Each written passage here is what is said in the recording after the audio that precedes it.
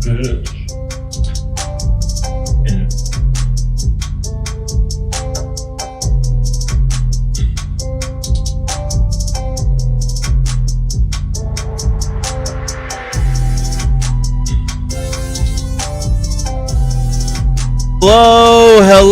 Hello. Welcome back to Mik'd Up.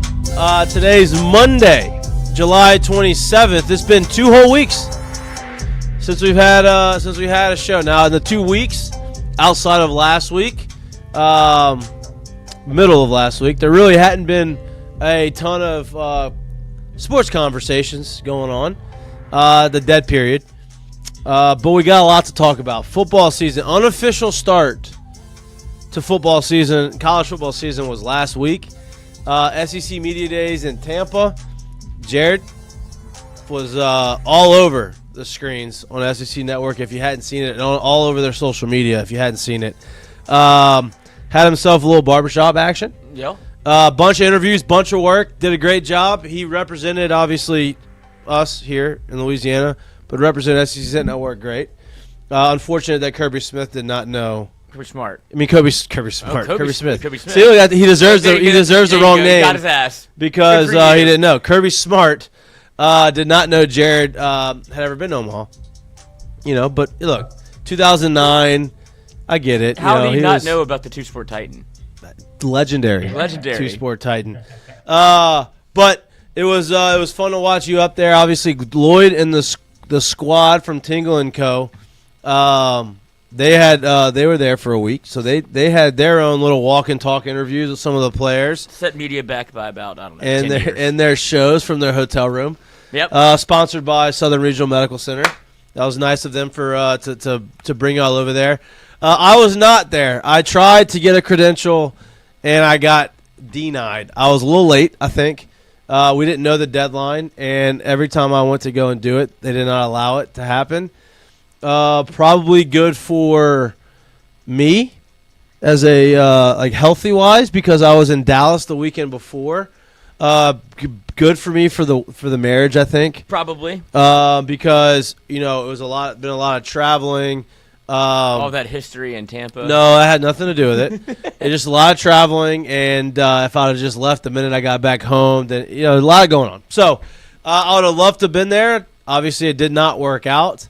But we're here to recap it all. And Jared's going to help us. Lloyd's going to help us. We're joined by both. We got the squad back together. I'm back in the studio with Lloyd on a Monday. I know he's very lonely in here on Mondays, and I decided that I would show up and be here for him. So hope everybody had a great weekend. Looking forward to getting back in the saddle and having this conversation. SEC Media Days, obviously football is going to be a big topic of conversation. The other topic of conversation, we're going to dabble a little bit more into that in the college baseball world, specifically LSU.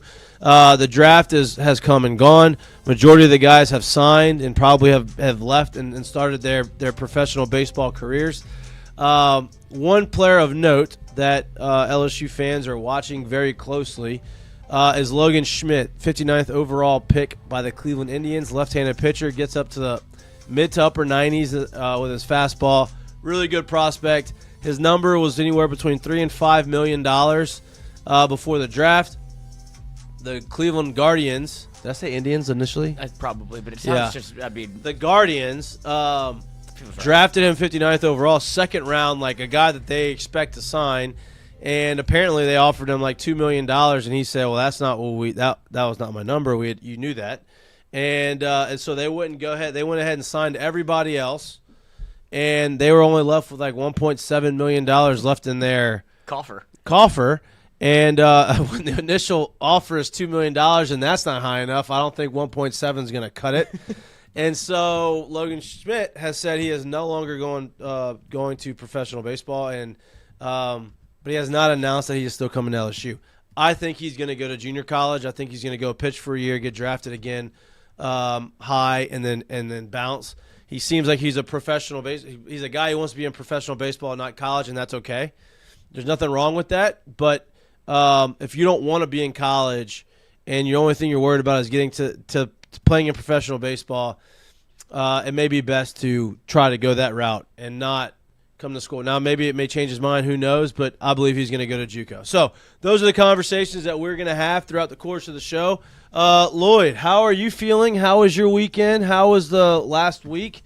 And how's it being back here in Baton Rouge? Not as much of a breeze here as they had in Tampa, I bet. No, they did have a nice little breeze. Yeah, I didn't expect that, but yeah. it never really got too hot because of coming off the old lakefront or waterfront or oceanfront, whatever it may be. But it was nice to be able to get over there, see some of your old stomping grounds. I wish you'd been able to go so we'd have known what we were doing. I wish I was able to go with y'all. But other than that not happening, I got to see Jay Mitch, got to see him work, got to see what maybe one day real media looks like. And then I was like, never mind, I don't ever want to work that hard. So let's ex-nay that one. But it was cool to be in Tampa. And you're complaining about your work schedule. Your boy, Seattle, 2 weeks ago, back here. Who? Me. Yeah, but you didn't go to Seattle for work. That's even worse for the body. Oh, correct. Yeah. I'm not saying work my body, like the work was my body. Went to Dallas to visit friends. There was a lot of that kind of stuff, drinking and hanging out, and not a lot of sleep, and still having to do the dad stuff, and then just jumping on a flight and going back. Yeah, look, y'all are way more tired. Jared is the most tired. Yeah. Because Jared had 1,000 interviews throughout the course of the 4 days, and we had two. You had two. And I didn't do either one of them. You had two interviews. So Jared was working, hardest working man in show business last week. Jared, how was it? Your first SEC Media Day experience. How was that? They gave you your own segment. That was pretty cool.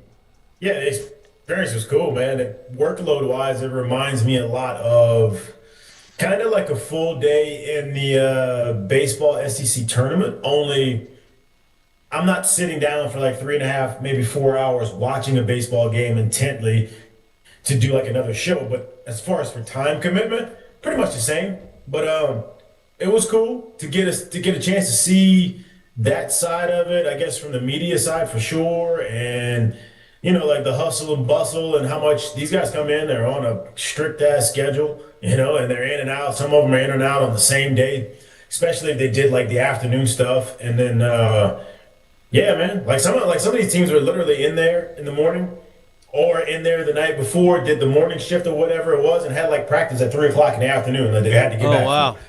Yeah, so some of them was doing it that way. Oh, so they're in and out, like they didn't stay the night. It depends. Like some of them decided, hey, we'll get here. I think some of them came the night before because of maybe some weather stuff, but perfect situation, they would have probably just popped the early flight, started everything at 9 o'clock, and then been out of there by 12:30, 1 o'clock to get back for afternoon practices. So that makes sense. There was some weather in some places to try to get there, so some of them came the night before if they had the morning stuff. But for the most part, if guys had like the afternoon shift, the two of the teams had like the afternoon shift, they would kind of come in that day, that morning, get dressed, do the show, and they're out of there. Yeah. I mean, I guess that makes sense. Everybody's it's chartered flights, you know what I mean? So just get in, get out. Pilot, we're ready, we're coming back. Yeah. We talked to Rowe about when he went on his SEC Media Day because he went with LSU, not chartered flights. It was really? Yeah, it was they called it chartered. It was like a single engine Cessna, and he's like, this is that's like tough. seeing what they fly on now, and he's like, he goes, the worst part, the only time I got nervous was getting in the plane.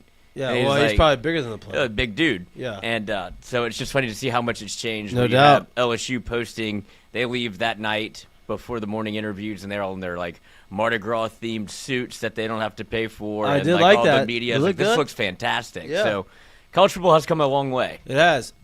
Jared, who is your favorite interview? Because you got to do something that like obviously you've played your high level football, you're national champion, but like that was the first time you got to be in the mix of the football media mix. Like that was pretty awesome. Who was your favorite interview? It's a surprising one, man. My favorite interview of the day, it might have been back to back, but not said the day of the week. Man, I don't even know if y'all know who he is, and if you don't, you probably will this year. Now that doesn't mean that I really think they're gonna have 10 to 11 wins, but defensive back, cornerback for Mississippi State, Kelly Jones. Bro, the kid's every bit of 6'4". Long, he's got long arms, he's tall, and the dude was like You could just tell he's an absolute lightning rod, man. Yeah. Like he is a walking ball of like energy, a ray of light. Like a normal cornerback, full energy, like nonstop talking. Like it's so grateful he was even anywhere in like that kind of an opportunity to be doing stuff like that. But at the same time, like understood bullshit. Like he sat down and I knew it's just kind of something I put together. I did it on purpose out the gate just to kind of test the waters, just to kind of see what I could get from him. And he sat down and we started talking about hair or something like that. And the next thing I was like, man, like you a tall corner, but you like maybe like 6 foot 6'1". He goes, oh, you playing with me? He's 6'4", like legitimately 6'4", playing corner. Yeah. And like you could just tell, man, like he's a problem. And then when Jeff Levy sat down and I had a chance to talk with him, I said Kelly Jones, and the first thing he did, and I'm not kidding you, the very first thing he did was smile ear to ear. I'm like, oh, that kid's a problem. Yeah. That kid's a problem. Like he's like, hey, he's kind of a secret, but I brought him here. He's not really much of a secret anymore. That kid's a problem. So like I would just tell you, look for him this year. I think he's going to be electric in what they do, and they had a better defense than what people thought they had last year. But look for him this year. He was fun. Getting a chance to talk to Trey Dales was awesome. Hey, it's awesome talking to him and seeing like what everything means to him. Whit is as vibrant as ever, right? Like Whit can't not be like he's Whit, dog. Like I think if people met Whit, they would understand and be like, yeah, I know exactly what that means. Like he is fun, loving, just full energy. Here for a good time. I'm full of energy, there for a good time, man. Like, but I knew that. I expected that. Those are the ones that probably stick out the most to me, I would say. What about and obviously the Kirby Smart one. Yeah. What about okay, so you obviously kind of knew what to expect with Witt, Tradez, and those guys. Didn't know anything about Kelly Jones. Didn't really know anything about Jeff Levy. Who's a guy that you interviewed, coach player, that you interviewed that you kind of had this preconceived idea about, like how he would be as a person and personality-wise, that one way or the other, good or bad, that like surprised you and was opposite of what you thought? Okay, well, I won't tell you opposite. Okay, I can kind of go down this list and think of it. I expected more from John Mateer. It just seems like he could give you more. He was pretty like... Yeah. It almost seemed kind of nervous for whatever the reason may be. I wasn't really expecting that. I can tell you I've only ever heard Eli Drinkles was a great interview. I probably could have sat down there with him for 35 minutes to talk with him. Like, he was that damn cool. Like, I promise you wouldn't be mad one bit if he was LSU's head coach at this point, right? I'm just starting out. Right. So I think he was that cool. Venables is really good. Very intense. Yeah, seems like old school, like an old school style guy, right? Like really all about it. Very intense. Like Venables and John Summerall are pretty much the exact same thing, just one a little bit older than the other one. Like they are passionate, intense, and like ready to go. Like they were good. Tennessee had a defensive back, Ty Bryant, that was really cool. By the way, I think that started pretty much every game in his career there, which is kind of crazy. Or at least played like significant snaps in every single one of them. Tennessee, a couple good linebackers that was cool to talk to. Auburn had a safety. Like there were some guys that was just they came in the room and you were like, okay, this is different. Right. I wish you get a chance to see Nick Harbor in person too. That is I can imagine. Human. I can imagine. Him and having Nick Harbor and Tradez walking down there, it's like, damn, these guys are aliens. Yeah. You know? Yeah. Jake Paul, the huge kid too. Yeah. Man, I mean, listen, there was some guys there. Let's just put it that. I think for me this year, like, I think why it was so, like, why I paid attention more than I normally pay attention to those interviews is obviously y'all are there, right? I want to watch and see the content that y'all are putting out, but there's so many new coaches in college and in the SEC, right? And like. New to new teams, obviously Lane coming here, like that was going to be a big deal. How about Lane's filibuster? His 15 minutes and then only people going to ask him like 4 questions. What a move by him. It's a savvy veteran move. I didn't know what to really expect because, look, I know Jared Mitchell was in the thick of it. The buzz around, just like being in the building, interview. Was waiting for both. Like Pete Golding, whatever. Was it great? Crushed it. He did. I mean, that was a good. I know you're not a huge. That's another one. I ain't gonna lie to you. Pete was awesome to talk. Oh yeah, did you talk to him? I know you texted me. Yeah. No. Pete was another one. Did you give him a message? Yeah, I did. We laughed at it. Yeah, we got a good laugh at it. He's a good dude. He's a good dude. Awesome. Yeah. He was awesome. But Me forever. I think that's why I was so intrigued, right? Obviously, Pete, like there's a connection there, but he's a good interview, right? He's not going to sugarcoat anything. He's going to tell you how it is. He's going to say kind of what comes off his mind. Lane, same thing. Kirby Smart, same thing, right? Kirby does his deal. Kirby's kind of in that that Nick Saban format where he's going to go there and he's going to say what he wants and how he wants, but there's always an agenda behind what he's trying to say. Like if there's a point that he wants to make, he's going to make sure that he puts it in his intro. And so like, you know, obviously he's very interesting. And then Drinkowitz is very fun. But then you had new coach at Arkansas. Levy's in his second year. You have a new coach at Auburn. New coach at Kentucky. New coach at Florida, John Sumrall. So there's just a lot of new faces, and it's just, I don't know. It was more intriguing to me this year than it has been in the past. And honestly, I was entertained all week. I mean, you know, I thought Sumrall's interview was very good.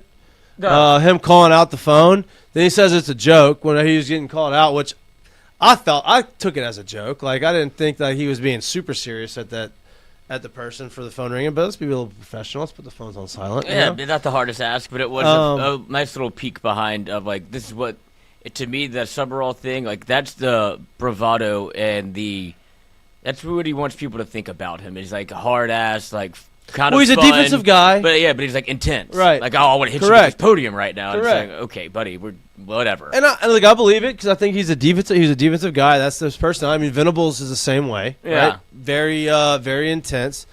But you know, he obviously had his interview. Then Pete had his, which was entertaining. I watched Lane's. Lane's was probably the least entertaining of all Lane Kiffin's media day interviews. I mean, he just went out there and just couldn't stop talking. He just kept talking, so nobody could ask him questions, which was pretty funny. Clark Lee's actually pretty good. Clark Lee's like a very you want to go and like run through a brick wall after listening to him talk. Like he's very intelligent and he's very thoughtful in how he's like tries to talk, like what he's talking about and how he is explaining the things that he explains. But you can tell he believes in what he's correct, and he's very passionate about Vanderbilt, right? Like it's not just like a win one for the Gipper. I'm going to get everybody riled up, and it's going to be this gimmicky type of thing. It's hey, I really believe that I am building a program at Vanderbilt that is going to be competitive. I mean, he's got a really good, talented freshman quarterback that he's going to be able to have there for multiple years, and he's got talent coming back, and so he believes that. And I think after me listening to him. You can see why players follow him and players want to play and elevate their game for him. So, all those coaches were fun. Coach for Arkansas, don't really know if I liked his interview. Is that Summer? Is that Silverfield? Yeah. Didn't he say something about a hot wife and like? I was in the room for that. Yeah, so like that was kind of weired to me. Yeah, and he said he. I don't know if I have the whole context right, but no, he was just trying to get out that he's young ago. He was like, I've been told I have aura. Like look at my wife. She's like, I have a fine wife. I can rap Biggie Smalls. So we're like, I don't know where this is going. That's kind of like a weird. That was just want to let him know the elevator pitch that he's still cool, dog. I'm a hip with the times. I know the kids. Well, cool people don't really say that they're cool. Right. That's like the first rule of being cool is like you don't have to tell people that you're cool. I know Biggie. Biggie. It's kind of like, okay, cool. My wife is hot. That's actually cooler that like I didn't know that, but then I just kind of I'll find it out. I just found it out. You know what I mean? That one was kind of an odd deal. And Pete had he was just incredible to listen to because he talks like he's from. You could tell he's from Hammond, Louisiana. You could tell he's from Louisiana. Yeah. But he was talking about didn't really step in it with any of the Lane Kiffin and and here's the deal. This is what I like of what he did. Hey, me and Lane are friends. Me and Lane have no problems. Like it's over. Basically, it's like, hey, we're gonna do what we need to do. They're gonna do what they need to do. Like me and Lane we're good. Well, and I think he had. Let's stop making it that. It's funny to go back through. And Jay Mitch, correct me if I'm wrong, if you think this too or not. But like obviously the initial shock of Lane leaving it felt like Pete wanted to continue to be a DC with Lane Kiffin. Like he liked the process that they had built. They were winning, and he's like, because I think he said he's like, you'd be a fool to leave. Like, if you're leaving Ole Miss, like, where are you going to go? You have it great here. We both have it great. But then he's not mad at Lane because when you take a step back, he goes, oh, like, this led to me being a head coach. And he's like, everybody's better for it. Because now I'm a head coach at an SEC program that I don't think I was going to be. And so I think, like, the perspective of all of this, it seems like between those two, it has certainly calmed down. Did you get that same read, Jared? I'm not exactly sure it was ever crazy between the two. Look, I think if it was up to Pete, yeah, he would love to finish out a season that was on the trajectory that their season was last year with the continuity of the entire coaching staff that they had. I think that's pretty obvious to being said, but go look at Pete before and look at Pete now. Pete is in a spot before that he was never in before, and Pete's also been on record saying he didn't come to Ole Miss because he was following Lane. Right. He never worked with Lane before. He was actually never on the staff with Lane at Alabama. So they never had that working relationship before.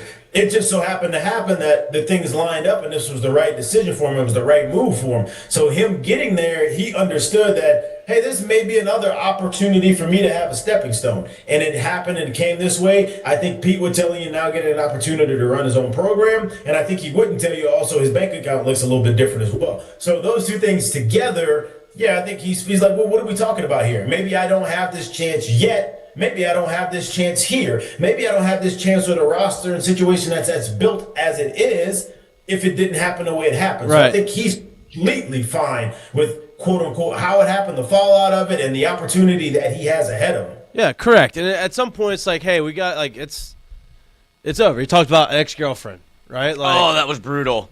You thought it was brutal? No, not because of what he said, but because of how it was introduced. Because he looks at, the media, not the sexiest bunch.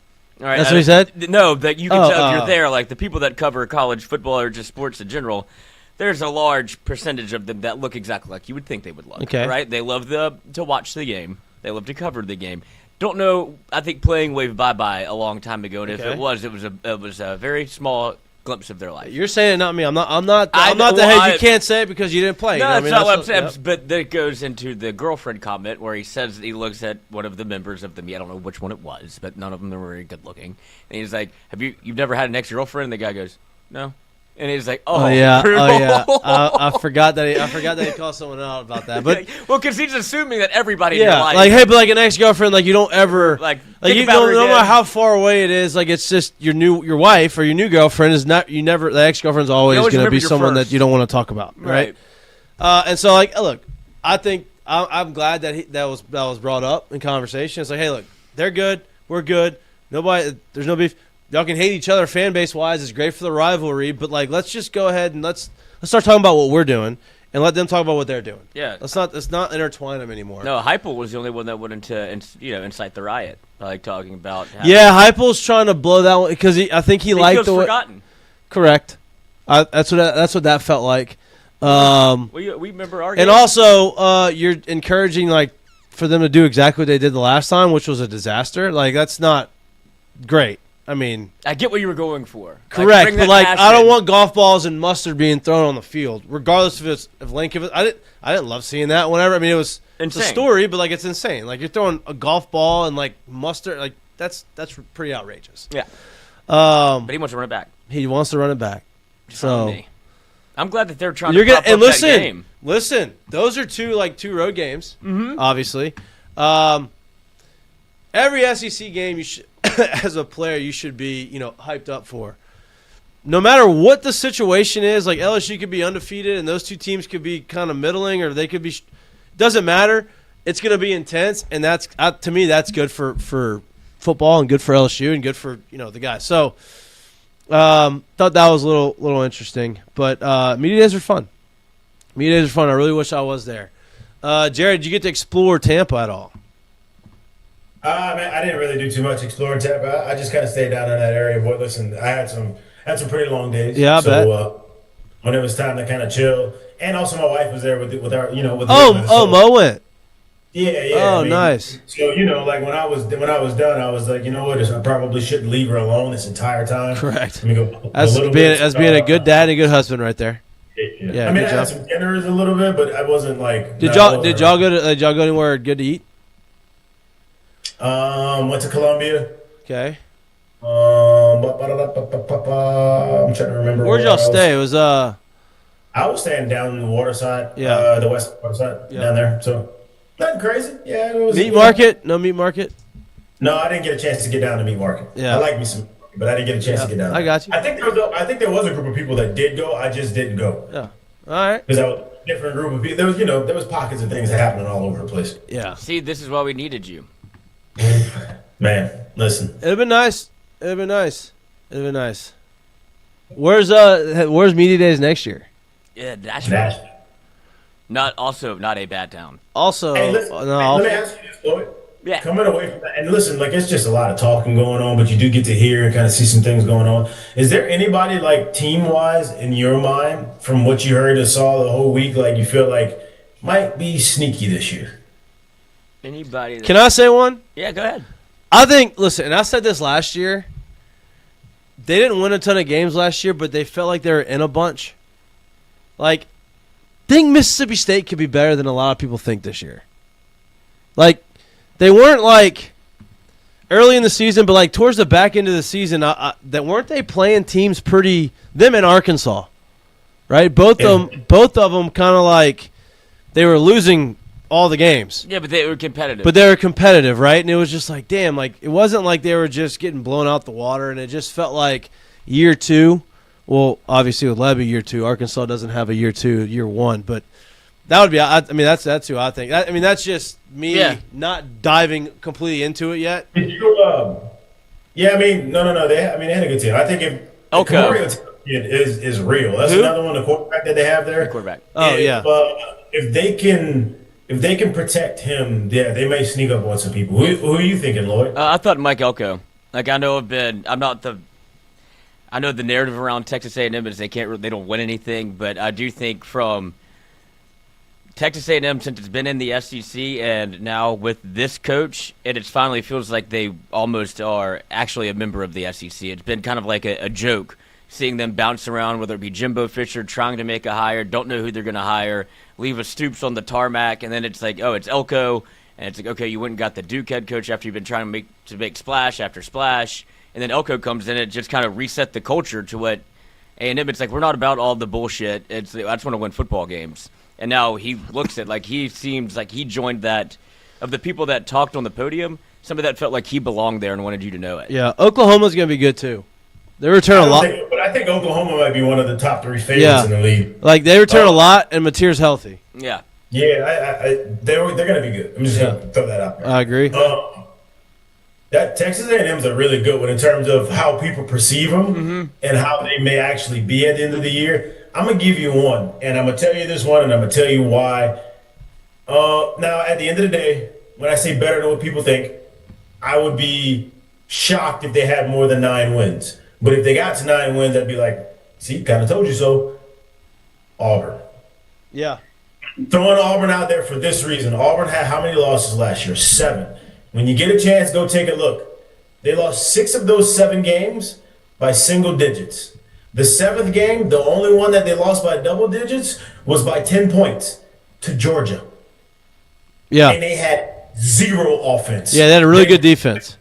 They've returned all of the defense. They've returned pretty much they've returned the defensive coordinator, a whole bunch of the defense. So there's a whole bunch of continuity on that side. And you're like, okay, but they didn't score. How are they going to do it? Well, they brought over the quarterback, the head coach, the center, the receivers, all them dudes from USF on the offensive side.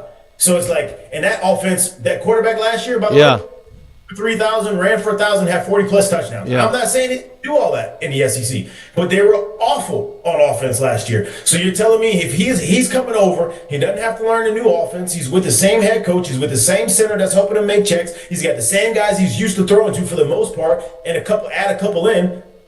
You telling me they can't score 6 to 7 more points a game? That won't be a big difference? I think Auburn's the one that's going to be like, oh, shit. Because I don't think it's that much they got to change. And I do like their head coach was very, very, very straightforward. He's not like a super entertainer, but he knew what the hell he was talking about. Yeah. And I think stuff like that I think they're one that's going to be sneaky. And I looked at it too, and it's so funny, man. Everybody in the SEC is this, man. Like they go through a stretch, and they got to get through a stretch like this, right? But they're going to play Florida, Vanderbilt, Tennessee, Georgia, LSU, Ole Miss, all back-to-back before they play Arkansas and Mississippi State. So it's like from middle of September through probably the end of October, that 5-6 game stretch right there, like will pretty much make their season. Well, and that's what makes the SEC so difficult, right? Because, like, you already have the teams at the top that are favored. Georgia, Texas. I think LSU's has the fourth highest odds or favorite. Picked fifth in the media, fourth highest odds. Those three. Ole Miss obviously returning a lot of guys. Who am I missing? That's supposed to be pretty. Texas, A&M, Oklahoma. So you talk about all those teams, but then you talk about the teams that weren't great: Mississippi State, Auburn, Arkansas, and you're like, damn, those guys like Kentucky, Florida, right? Florida, LSU. But like you talk about all those teams that were not, not necessarily not so much of a name brand as some of the other ones. You're like, oh, they look really good. Like they could go win 8-9 games. That's what makes SEC so hard because even they can't all do it. Even you go Vanderbilt was the bottom. Missouri is supposed to not be, the true. Missouri's as competitive as anybody in football right now with Drinkwitz as the head guy, and like they're doing their thing. So it makes it so difficult. But like, because you go up to the Big Ten, and you're like, all right, like Northwestern, no, Maryland, no. Probably not. No. You know what I mean? Like you could go and like you can list off a few of those teams, and you're gonna be like, they're not gonna be good. Like they may win 4 games. Yeah, I mean, stop me when you go through the Big Ten because that's the whole thing about where college football is going. And the 9-game schedule is going to be tough. That was a huge talking point forever, like for the entire SEC media days. And Lane hates it, and he's talked about it. He's not the only one either. No, and he's not wrong because the parity that you just listed off in the SEC is real. Like they don't rest on their laurels with coaches that aren't going to win you at least 7 games. If not, you're going to get fired. Right. And so you can see everybody like this middle class of the SEC that is just fighting. And it's vying. as close. It's as close to the. It's not NFL. It is. But it's as close to like the competitiveness of the NFL as you're going to get in college football. I think. Right. You talk about coaches not winning 7 games, you're getting fired. If you have a couple losing seasons in the NFL, you're out. Yeah. Right. So like. There's just a lot of turnover because the expectations are so high. So yeah, I mean it's a wild deal. But go ahead, stop me if like you said, if this is a team that strikes fear in your eye from the Big Ten, Wisconsin. No, not anymore. Right, Washington. No, well, with that quarterback maybe. Yeah, okay. I'll say like chances to win that. With that quarterback maybe. I mean, you put them in the SEC. Do you think they can win it? No, but like I think. I wouldn't put Washington at the bottom of the barrel yet. No, they have a good quarterback. I'm going from bottom to top alphabetically. Okay. So Washington, USC. You could make an argument there. You've lost to them before. UCLA. So that's I mean, they don't seem great. Rutgers. No. Purdue. Here we go. No. Penn State even now. Yeah, not now.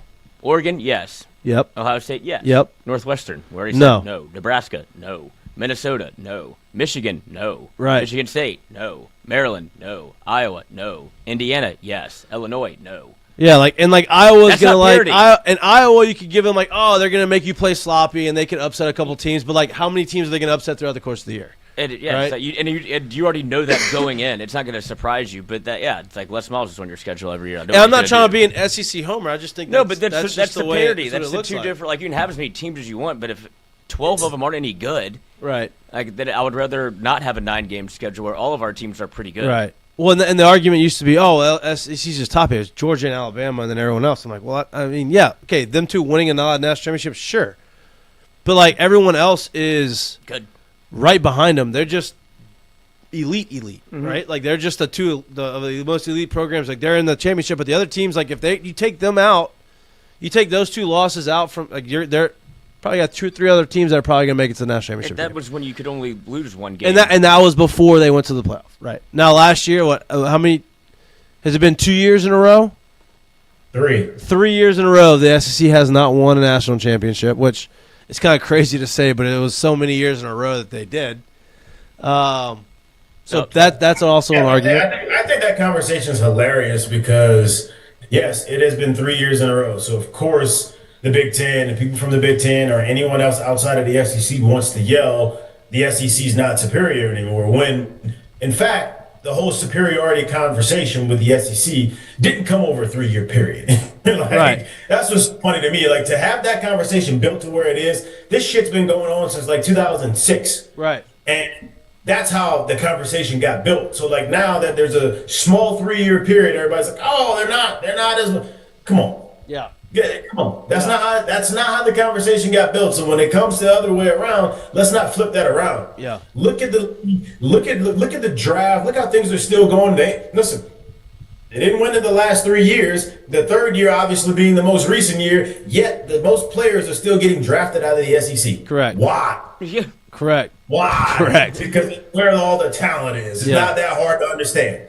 And this isn't to say there's not talent out of the Big Ten, but top to bottom, it doesn't compare. It is what it is. That's okay. There's nothing wrong with that.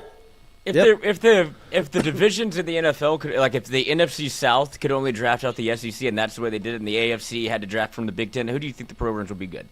I agree with that. Like, if you could hoard all of the talent from the SEC, it's, that's the way it's set up. Like, yeah, you would be like, I want to be. Like in if the it was South. if it was a regional that's draft, like feeder schools.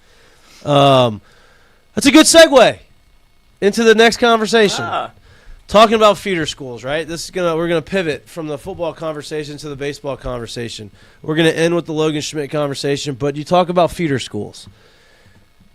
Historically, you may have a professional team, and this isn't all professional sports, but you may have a professional team that favors one team. They may draft a lot of guys from one team because they like the way the staff develops them. They like the way these guys, grow and mature in that program, and obviously they're talented, so they draft them and then they bring them in there, and there's a relationship there. But it's kind of it's not talked about. It's really not verbalized in the media. It's just one of those things like, oh man, like the Bucks draft a lot of guys from Georgia. I'm just making an example, right? The Eagles draft a lot of guys from Georgia, right? A lot of guys on the defensive side from the Eagles from Georgia. Well, it's because they like the way their makeup, they like the way the scheme is, they like the way they're developed, all that kind of stuff. It's kind of it is what it is. It's not really talked about. You don't really hear a lot of that in baseball. It's the same thing, though. Ben Sherrington, president for the Pittsburgh Pirates, came out and verbally said that he likes the way Jay runs his program, develops the guys, and he's going to continue to dip into that talent pool for the Pirates and to build the Pirates' future success. They obviously have Skeens, Jared Jones, who's having a great start to his minor league career. I think he's hitting 326 right now in high A ball in his first full season. They just drafted Curiel with the 5th overall pick. And so to have a guy say that and come out like a president, not a scout, not a cross-checker, a president of a organization, come out and say that, pretty awesome. Like, you can say what you want, but I mean you can't get much higher praise than that from. And now people say, "Oh, it's the Pirates." Well, I mean, they hadn't really, the guys they drafted have been good, from LSU, and so pretty cool to hear them say that. That's kind of a rarity. It's definitely a rarity. It probably won't work for him as much in terms of being able to suppress who he may be looking at if there's guys at the top of the draft and they're there. But correct. Hear on that at all by giving away that little bit of a nugget, but it does show that they trust what Jay Johnson has done with the guys that are coming out of. They trust the development process of how things have gone, and it's pretty obvious that they like what's going on at LSU. Yeah. So if you have a player that fits the bill where they're probably picking at, I think you got a good chance of knowing that I'm probably in the mix at this point on, while that front office is still there with the Pirates. Yeah, and obviously they're not at a underslot value probably too. Yeah, right. Which Curiel came out. That's just what they do. That's the Pirates though. Correct. The Pirates. Correct. But look, they're not going to draft a guy that they feel like, oh, this guy's supposed to be the 28th pick, but we're going to draft him at the 5th pick or the 6th pick because he went to LSU. But if they have a guy that they deem that is in that top 5 pick, and he goes to LSU, that may put them over that, whatever that may be. But like Jared Jones, 3rd rounder, or was he a 3rd rounder? 2nd or 3rd? No. I think it was like a 7th or 8th round, maybe a 9th rounder actually, 9th rounder. So you drafted these guys later. So it's just something that you don't really hear. It's something that happens. It's not unusual for a team to favor another college team or another program that they like the way they develop. It's just not usually verbalized, which 9th round. Pretty cool. Yeah, ninth round. That's what I knew that. Yeah. So we'll see what happens in the future. We'll see if it works out for them. Obviously, Paul Skeens is working out for him. Well, it's just funny that they, I guess, felt like, I guess they weren't afraid to say it out loud. Like, some people would probably like to keep that behind closed doors of who you're trying to work with, what players that you find interesting or whatever. Because to me, it lines up the, also, really very quickly, hypothetical. If there were a Major League Baseball job for Jay Johnson to take, doesn't it seem like he'd go be the manager of the Pirates? I mean, I'm just saying hypothetical because they're already working that closely. Wherever Jay is at LSU. And so you're saying that he made this comment like, oh, maybe this is a opportunity. If there is an opportunity there, maybe I don't know. I obviously have a very good working relationship. I'd hate to see it because it shouldn't happen. It right. won't. But it is interesting because I would now think you got that, everybody scared. I know, so I did it. To see the Pirates who are having success, whether it be Connor Griffin, Curiel, obviously Skeens. Well, look, Connor Griffin is a little different. I know, but I would still imagine now. You know that they definitely had a conversation about it of like, yeah, take him. Like I wish I'm not going to get him, but you should take him because he did go probably, and it was interesting to see. That's when we started putting the pieces together of like the Pirates, like again, and then again with Curiel because we thought that maybe that was early for Curiel to go. It's like, well, clearly the Pirates have a affinity for LSU players. Yeah. They keep doing it, and so I don't know if that would put like a line behind the Pirates for Jay Johnson and being like, we should keep looking. Other teams are going to start looking at LSU too and be like, damn. For sure, and other teams do. Like, there's obviously teams like the Mariners are very happy right now, right? Cade Anderson's dealing. He's got like a 1.4 ERA in 100-something innings pitched. Like, Athletics are very happy. Gage Jump's doing great. Tommy White's doing great. So there's a lot of guys. Like, there's a lot of LSU guys that are going to be in the big leagues here very soon.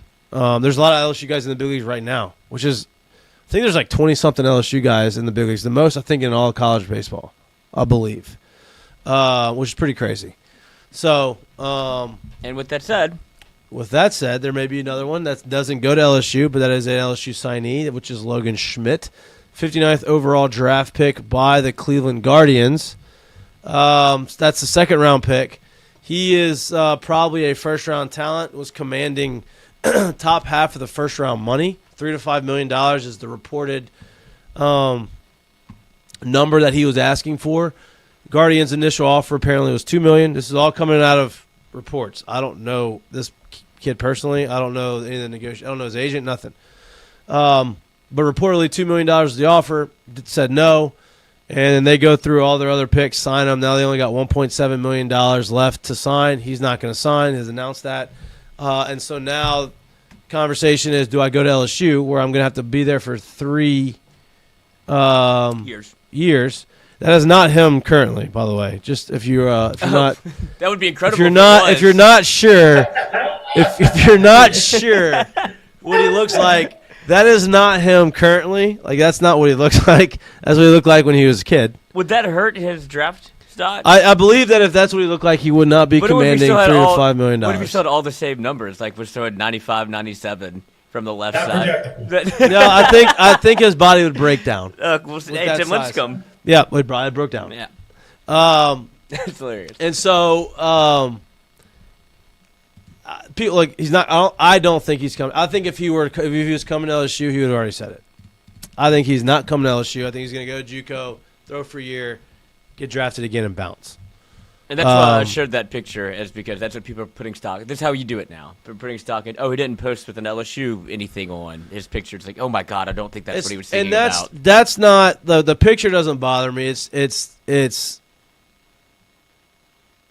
when he puts that post out, and he makes the decision not to go commit to LSU. No, when he makes the decision not to go pro, he says, "I'm not going." He has that announcement. You would assume that he's had a lot of long conversations with my family, close friends, my agent, my agency, all of them. You would imagine that those conversations are all encompassing, right? Hey, I'm not going to go to MLB. Okay, now what's the next spot? Do I go to LSU for 3 years or do I go to a JUCO? In my opinion, he's not making that announcement without knowing what he's doing next. And if he knew he was going to LSU, I think he would have announced it. Yeah. And so that makes me think that he's trying to figure out which JUCO he wants to go to.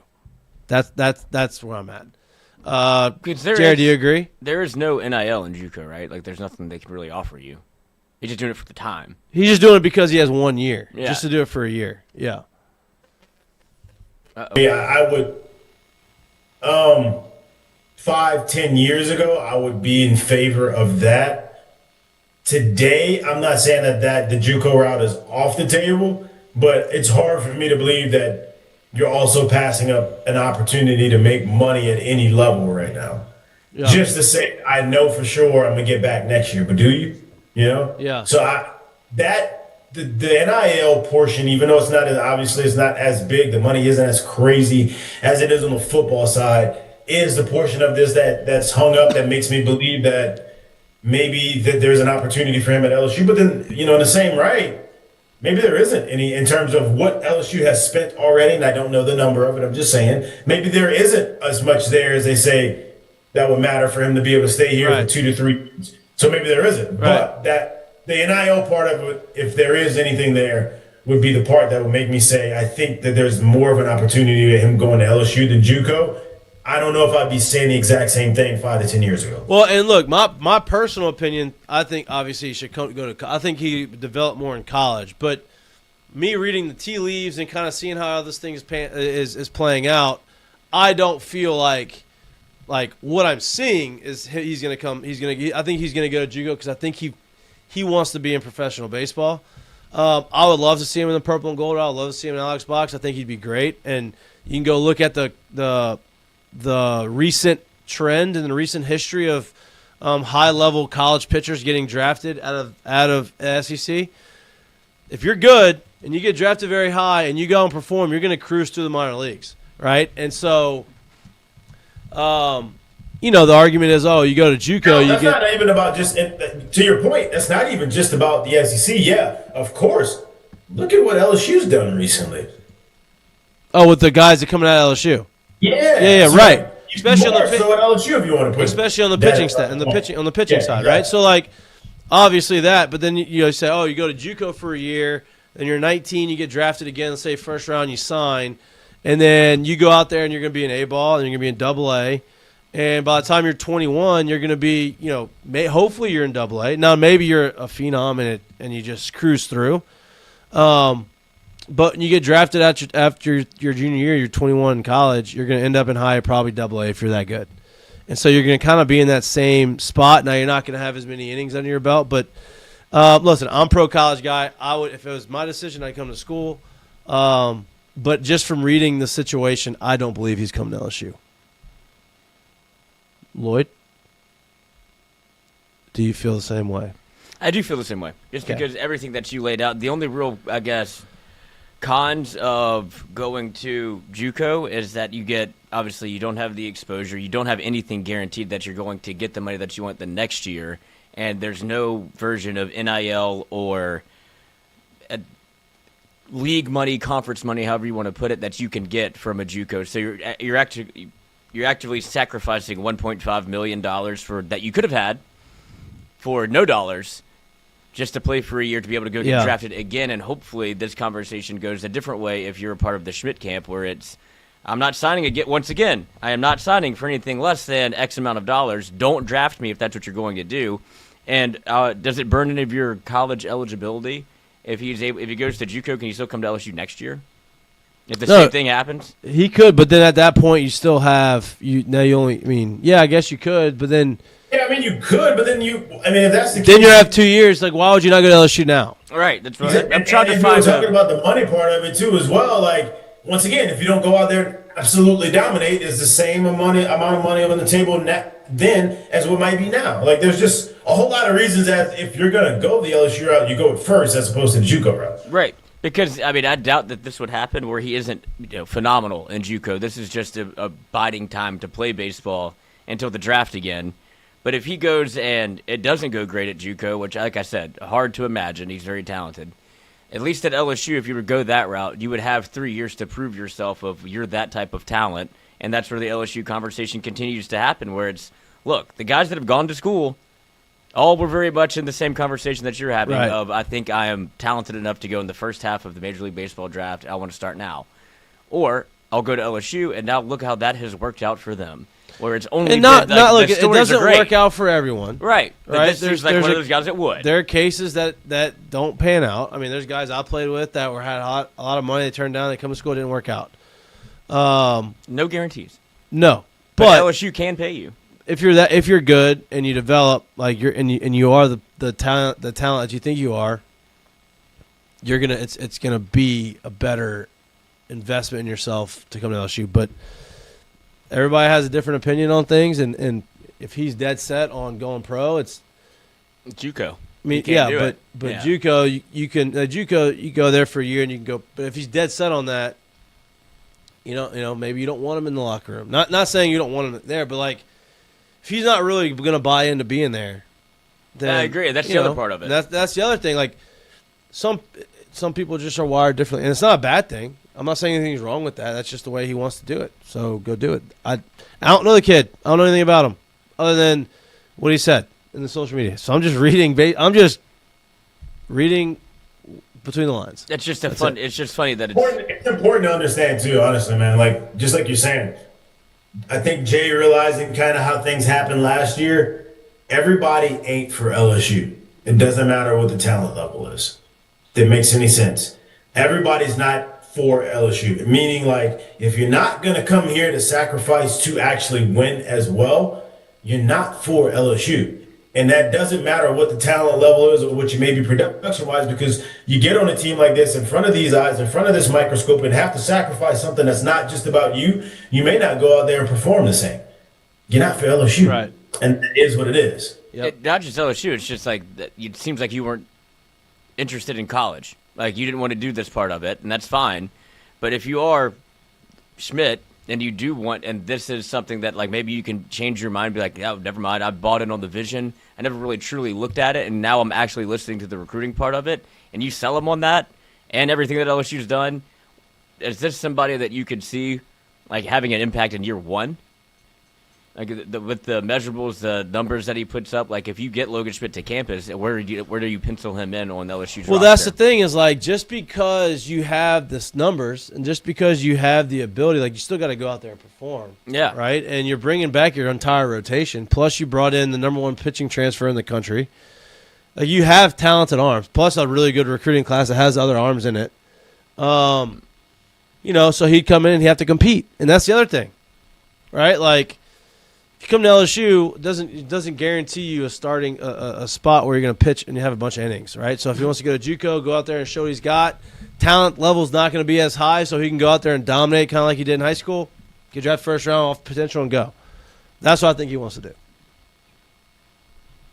Could he go to the Savannah Bananas? Do that for a year? And like actually compete? What if he just like took it very seriously?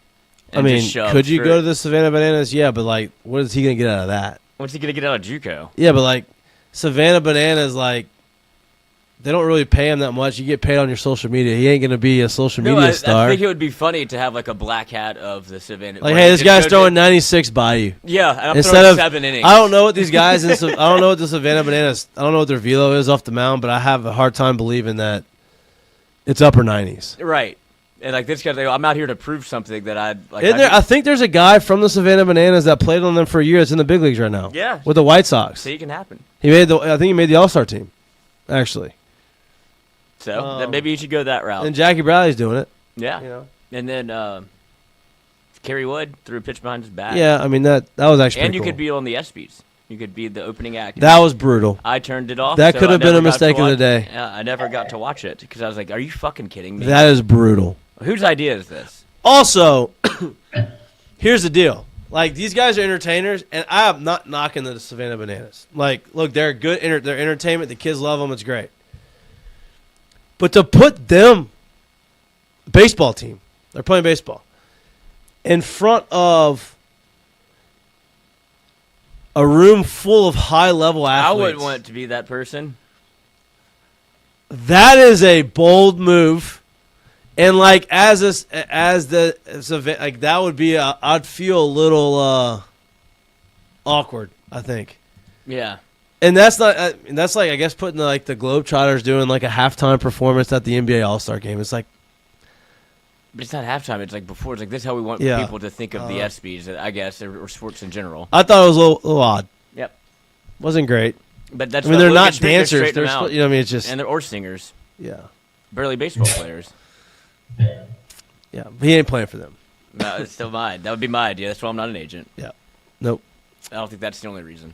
All right. Mistake of the day? Is he not coming to school? Official prediction? I don't think he's coming to school. Mistake of the day. I don't know if Which could be a mistake of the day. It could be. Not going. There was a bit of some golf back and forth going on between Lucas Glover and what was thought to be an aim point deal. He took his feet off, his shoes off. Took his dogs out. But there's been a lot of drama on the golf course in the last few weeks. Exactly.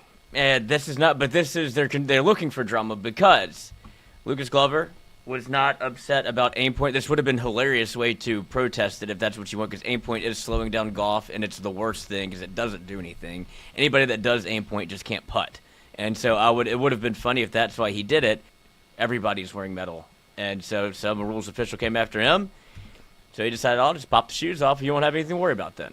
But it was just the controversy of whether it was aim point, which is what everybody wanted it to be, and golf is. I don't think Lucas Glover's that petty. He did get beat up by his wife, but I think this was just an interesting way to protest if that's what you want to do, because people started coming after him for going after aim points. He's got a belly putter. Yeah, well, whatever. Yeah, I don't love the belly putters. No, I don't love any of those. If you can't putt, you can't putt. Just do your best to get it in the hole. Okay, mistake of the day for taking his shoes off. There's not a lot working around today. No. Not a lot of mistakes of the day. Not a lot. You got a curtain call? I do. Okay. Curtain call 2-1. Ed Orgeron, happy birthday. Oh, yeah. Ed O. Back on the staff. Hey, recruiting his ass off. Was not at SEC Media Days. Probably good. Probably good. But it would have been fun. Yeah, but he would have probably taken a lot of attention away from other people. Oh, yeah. Well, I think you can use him like that if you'd like. Correct. Look over here. They're doing it. He's doing some interviews. He's doing some, they're doing it right now. Ever since he's been back on the staff, it's been kind of mum's the word around LSU football. Like Lane Kiffin talked about the social media stuff since he stopped. He got off. Yeah, because he challenge. If you want him to do something, just challenge him. Go win a national championship. I don't think you can get it. I don't think you can do it. I don't think you can do it your first year. Go get Easton Royal. I don't think you can do it. Well, that's a Coach O deal right there. His birthday is coming up. 2 days. Is he supposed to announce on his birthday? No, he put out the date, and everybody's like, "Oh, he's gonna flip his birthday." There, I get his birthday. Jared. Excellent troll job. Yep. Curtain call. My curtain call. I think it's Tingle and Co. Man, to the boys. There you go. Yeah, man, y'all went down and listen. It's a grind of a meat market there is down there. You got to get in where you get in. You got to wrestle. You got to do everything you do and get an elbow in there. Y'all did what y'all could, man. It's y'all got there's a lot going on down there. So you can't be afraid of the word no. No, my curtain call is to y'all for putting it out there, for continuing to go, for continuing to shoot the shot and do what you can do. And this, hey bro, it is a slow but steady climb up that hill. That's right. And we were all walking at our own pace. But I love it. And shout out Southern Regional Medical Center, also curtain call for there you go. Making that trip very easy. Because we've done these things before. We obviously just try to be boots on the ground at Omaha, and we're trying to put the whole thing together. Don't know how much money we have in the coffer to spend. It's got to do it the cheap way. This was very much set up for us to succeed, and I felt like we did. Shout out Wyatt and Noah, Christian, the whole crew, knocking that thing out. So, and thank you, Jared, for letting us see a little peek behind the curtain until I couldn't anymore. Who did y'all sit in on? You remember? I don't remember who it was. It was Mizzou. Day one. Yeah. You remember what player? Defensive lineman or offensive? I think offensive line. I think he was a transfer portal. Maybe. No, he moved positions. Yeah, he was a big dude. The Caden Green guy, the big guy. Yep, okay. It was wild to watch that, too, because I didn't know what the barbershop was or what it was going to be. It was the first part of the week. And I was like, God damn, they're putting a lot on it. But J-Bitch had to do the interview with the guys I don't know who these people are.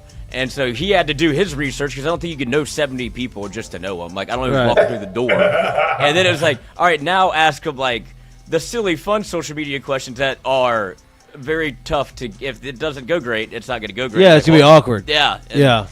What sound does a tiger make? And oh, God, I don't want to ask him this, but let's try it. And so it's interesting to see how that whole thing worked. There's a lot going on. And then the next one comes in, you're I guess I did good. I don't know. Yeah, it was good, man. Yeah, it was cool. My curtain call 21-year-old Jackson Coivin. Oh yeah, hit a draw. He You can hit a draw. He can hit a draw. He won his first PGA tournament, holding off Scheffler, coming in with a fury, coming back. Scheffler has won one this year, has come in second a bunch of times. Hasn't really been as sharp on the putting green as he has been in the past. But 21-year-old with Scheffler breathing down your neck, goes out there and plays great golf and wins his first tournament. 21 is crazy, and also like he went fishing in the pond. Yeah, of course. That is the only thing that golfers love more than golf is fishing. Fishing. That's all they. If you've ever, like, certainly caddied, but just been around those guys, all they do is look at the water, and go, "Oh, I bet there's monsters in there." It's like, I don't care at all. They want to fish, that, but they love fishing. They love it. But Pretty 21 awesome. is crazy. It shows you the advancement of golf and where it is that you could be 21 now and compete. Yep. All right. He'll probably lose his back though. Swings really hard. He does. Good swing though. It's a tough position to get into a lot. Yeah. All right. That's all we got for you this beautiful Monday. We appreciate y'all. We love y'all. Thank y'all for the support. We'll be back live hopefully on Wednesday. We'll let y'all know what the schedule is going to be, but we'll be back live at some point. And we appreciate y'all. Thank y'all for the support.